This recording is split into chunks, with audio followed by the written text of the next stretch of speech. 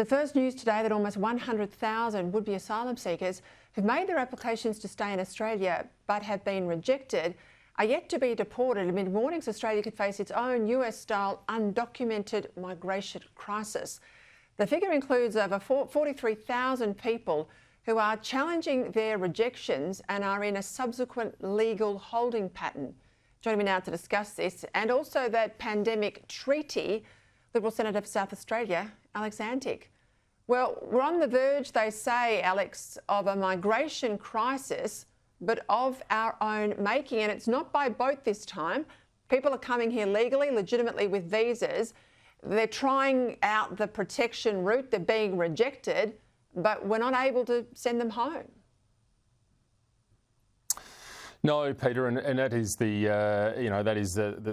reality of the situation. I mean, I think it's fortunate that we don't have the estimated 12 to 15 million arrivals that the United States had across the southern border, and the Trump administration's now trying to pick out. But this is its own problem. We're a smaller country with finite resources, and these people ultimately now go through a process. Many are claiming asylum. Many have been rejected from those claims, but have a process to go through the ART, the Administrative Review Tribunal, and also potentially the federal court. And of course, that can take years sometimes. Many of these cases do go back a very, very long period of time.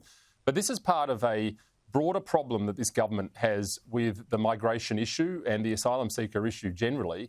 What do they do about it? Well, there's lots of things they could do about it. I'm just not sure that this government really knows what to do about it or wants to do anything about it because of what it says to their base of voters. And there is a number of ways that these processes could be sped up, a number of tweaks that could be made to the asylum seeker rules and legislation, but we're hearing nothing other than white noise at the moment out of this government. This is a real problem brewing.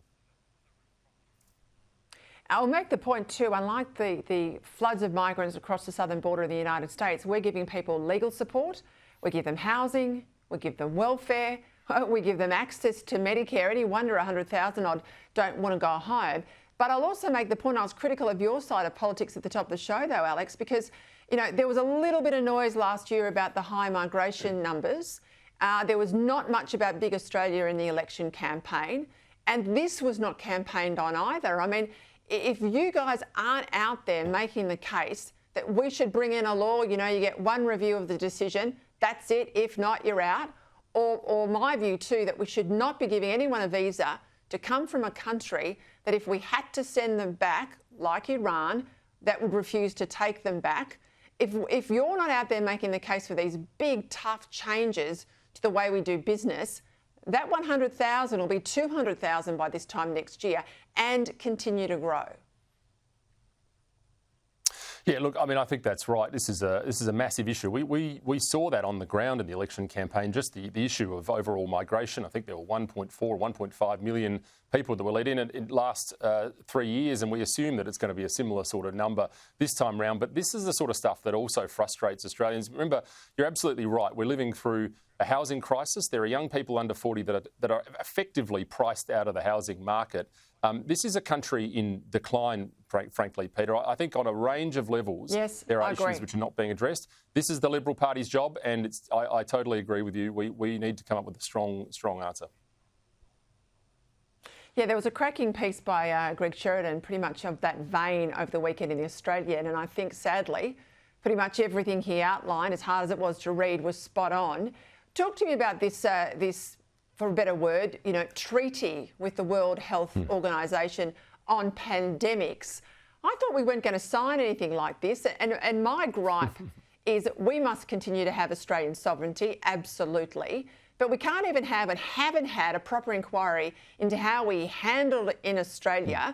The fact that if you're a Victorian, you were locked down 6 times, you had rubber bullets shot at Victorians by their own police force. We haven't accounted for any of that, yet we're going to sign on to something run by, the UN. What the heck's going on? Yeah, well, it's a very good point and one well made, Peter. And look, that is the starting point. We still have not had the Royal Commission that many of us have been calling for. We haven't really even had any inquiry. Really, there was a couple of, kind of semi-attempts in the Senate which didn't really go anywhere. But this is a massive issue. This is the World Health organisation, the World Health Organisation that got almost everything about COVID wrong, by the way, masks, travel bans, you name it, they got it wrong. And now the world community, the World Health Assembly, of which Australia is a member nation, is signing up to an agreement which will lead the way for treaty obligations. Now, out of this government, we hear the usual guff about, well, this doesn't do anything to Australia. We are still in control of our own, of our own destiny, which so why is true up until the point that the country. Why sign it? Well, correct. Why sign it in the first place? And of course, then the process will simply be rubber stamped through the Australian Parliament. That is just the normal way when we sign up to obligations. And then Australia will start making domestic laws, as we saw with the Biosecurity Act and the international health regulations during COVID, which stopped Australians from travelling unless they were injected.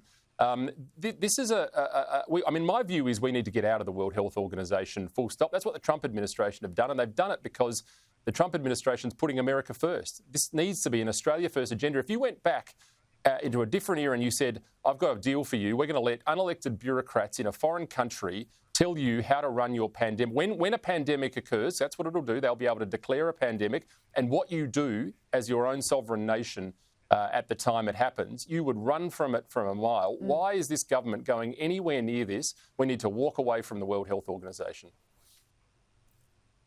Well, we're going to rely on you, Alex Antic, in the Parliament to pursue this and to keep us abreast of what the government's doing. And you're absolutely right. They sign an agreement. The agreement quickly becomes a treaty. It's not like it requires ratification like in other countries, particularly the United States. That treaty quickly becomes law. And the poor old punter, who's just gone through an election where this was not even mentioned, Alex Antic, has every right to be cranky. Absolutely. That this is about pulling the wool over their eyes. All right, thank you.